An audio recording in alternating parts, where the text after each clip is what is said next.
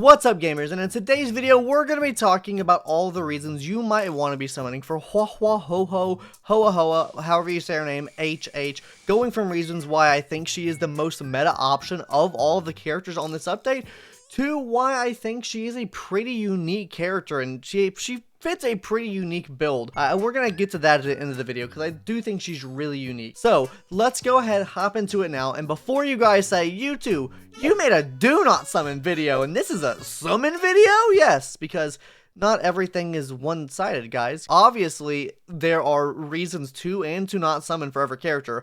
Well, I think the cons of this banner outweigh the pros, and I really don't think you should summon on this banner. I think it's a skip, and you should probably just wait for a rerun. Overall, there are still pros for summoning for Houhou, while it might not be in the 4 stars. But in her kit, I think there are pros why you should be summoning on this banner. And if you fall into one of these niches we talk about today, then this is a great opportunity for you. So let's go ahead and hop into reason number 1 now, and that's going to be that she is a sustained character. Yes, I know that's kind of like cliche to say, and obviously it's pretty self-explanatory. She's a sustained character. But what does her being a sustained character have to do with anything, right? First of all, being a sustained character means units probably aren't going to power creep her for a while. Generally, like healers, buffers, debuffers, preservation units, tanks, they don't get power crept as often as a DPS would because they just release so many more DPS, right? And I think her build, like we're going to mention later in the video, is pretty unique that I don't think she is going to be power crept, because I think with like healers and like support characters, sustained characters, you have to make them unique to make people want to summon, and she has just that. So number 1 reason, like, she's not going to be power crept. So obviously if you summon for her, you probably are not going to have to summon for another healer for a while, because I think she offers great value to your account if you are getting her, right? Reason number 2 on her being a sustained character, she can fit in just about any team, right? You need sustained characters on your team, and typing really doesn't matter unless you're using like very niche builds. Say like you're wanting to run like a planetary rendezvous on your Ting Yun to help out your Jing Yuan or Kafka or something like that, right? Then that is a niche scenario I'm talking about. Even with the new planner set, right? There aren't very many people that take use of her planner set right now, other than Blade and Danny, or the basically the Von Whack, which gives the attack bonus or whatever, right? No win character right now really takes use of that. I think there'll definitely be one in the future, but that's another way of her being future-proofed as well, right? The more DPS they add to the win category now, the more she'll be able to support them and help them out. This also goes for every other typing as well, not just the win class alone, but more so for her because they haven't really released like a really big win DPS.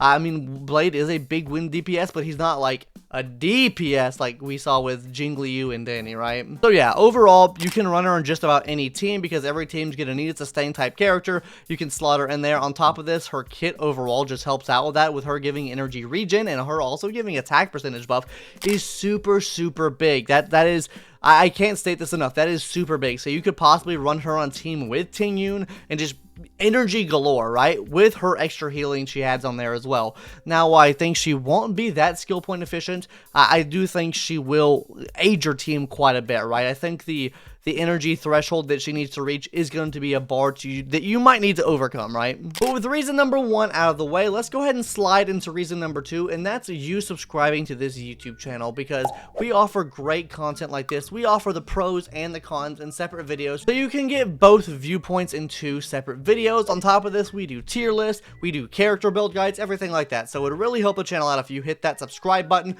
Now let's hop into the real reason number 2 now, which is she is the meta option. And I think this is pretty obvious. Like Argenti, right? Argenti is a beast of a DPS. Silver Wolf, great support character. Houhou is better than them, I think. I think that she provides healing, which is great, right? Her talent heals the whole team. Her skill heals most of the team. Pretty big heal at that. Like, I think I can't talk about the multiplier, but her skill healing is the biggest one out there. No one is topping her skill healing, which is pretty nice to see. On top of this, that's not even like the main thing of her kit. I think she's more structured towards a Harmony character because she's giving you attack percentage, and I'm not talking like a small little Pee Wee Herman attack percentage buff. She's giving you a big damage buff, like a big attack buff anyways, and on top of this, energy for the whole team. Now they haven't released what that scales off of, and we can't talk about exactly what the talent does, just know that she will help a lot with removing debuffs from the team as well, so she also offers help in that aspect as well. I think the healing might be kind of weird, but I overall think she is the more meta option for this reason. Energy is super big, right?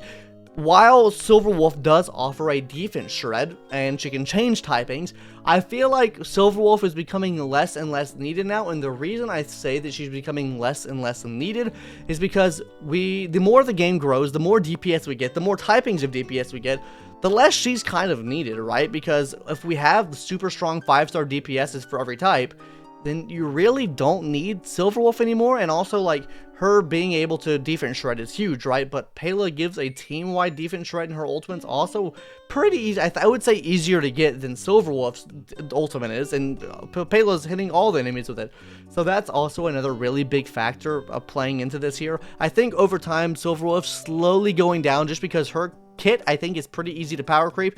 Being able to change the typing of an opponent is great. We're going to get more characters in the game. They can, you know, be different typings, but I think it'll come to a point where, you know, we're going to have all types of every character anyway, so I think it's just diminishing returns in that aspect there. And as far as Argenti goes, Argenti is really just like a Jing Yuan without the Lightning Lord, and I think he's going to do more damage than Jing Yuan's going to do, especially his ultimate having the highest multiplier in the game. Can't talk specifically about what that multiplier is, but I do think that overall he will be one of the stronger DPS in the game. I don't think he's reaching Danny or Jing Liu, but DPS overall just get power crept really easily, and they're easily replaced in the meta, whereas support characters, like I said before, are not easily replaced, and I think she is going to stay in the meta for quite a while just because of the energy provides. It's mainly just the energy.